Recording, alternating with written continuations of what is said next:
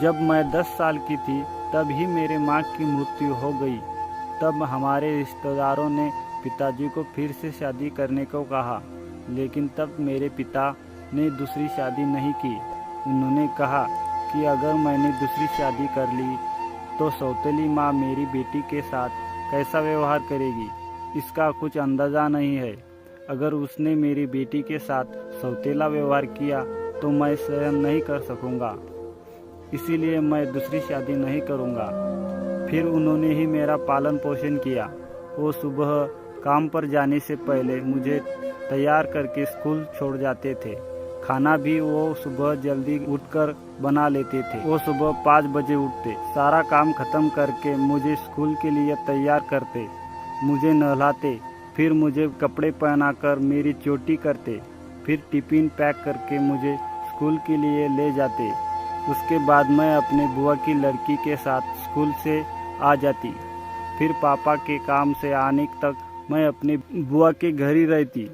पापा आने के बाद मुझे मेरी बुआ के घर से ले जाते और मुझे होमवर्क करवाकर खाना बनाते। खाना खाने के बाद वो मुझे कहानी सुनाते। मेरे पापा ही मेरी ज़िंदगी थे और मैं मेरे पापा की दुनिया थी।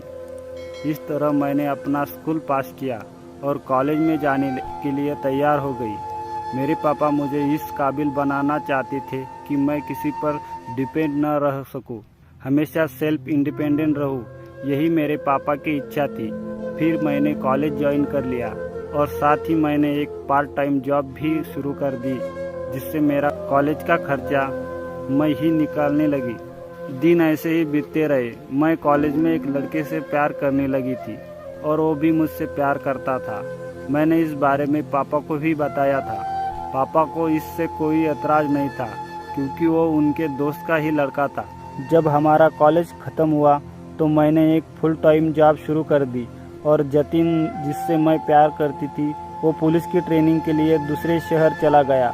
पापा ने मुझे कहा कि जब वो एक पुलिस इंस्पेक्टर बन जाएगा उसके बाद वो हम दोनों की शादी करवा देंगे। मैं भी अपनी जॉब पर व्यस्त हो गई।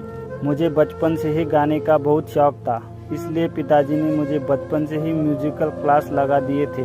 कभी कभी छोटे मोटे इवेंट में गाना गाने भी चली जाती थी। इसी तरह मैं बस जतिन का इंतज़ार कर रही थी और हमारी शादी के सपने में खो गई थी।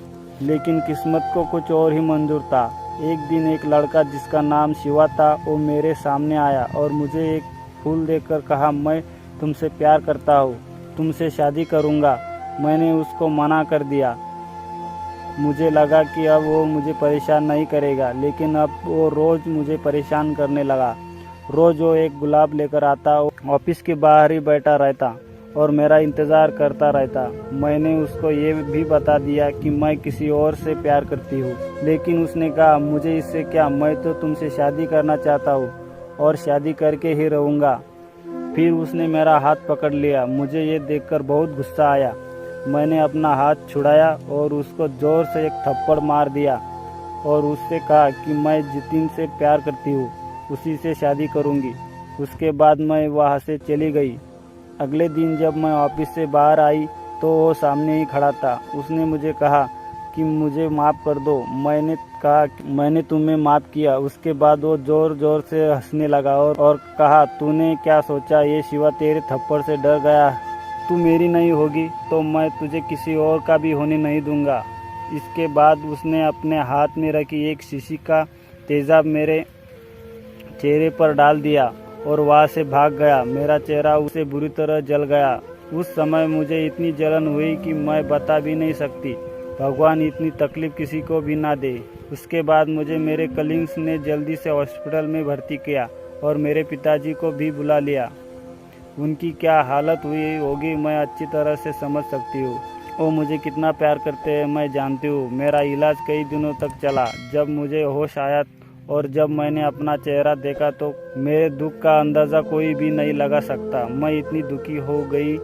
फिर मुझे डिस्चार्ज किया गया। जब मैं घर वापस आई तो मैंने अपने चेहरे को शीशे में देखा। देख कर रोने लगी। तब मेरे पापा ने कहा, बेटा चिंता मत करो, मैं तुम्हारे साथ हूँ, तुम कभी अकेली नहीं हो। मैं तुम्हारा पापा, तुम्हारा साया बनकर हमेशा तुम्हारे साथ रहूँगा। मैं बिल्कुल टूट चुकी थी। मैंने जतिन के साथ जो सपने देखे थे वो सब राख हो चुके थे। जब भी कोई मुझे सुंदरी कह के बुलाता तो मेरे अंदर एक ऐसी भावना आ जाती जैसे कोई मुझे गाली दे रहा हो। जब से शिवा ने मेरे चेहरे पर तेजाब डाला है, अगर उससे शादी नहीं करूँगी तो वो किसी से शादी नहीं होने देगा। बस मेरे जहन में यही बात घूमती रहती, जिससे मैं डिप्रेशन में जाने लगी।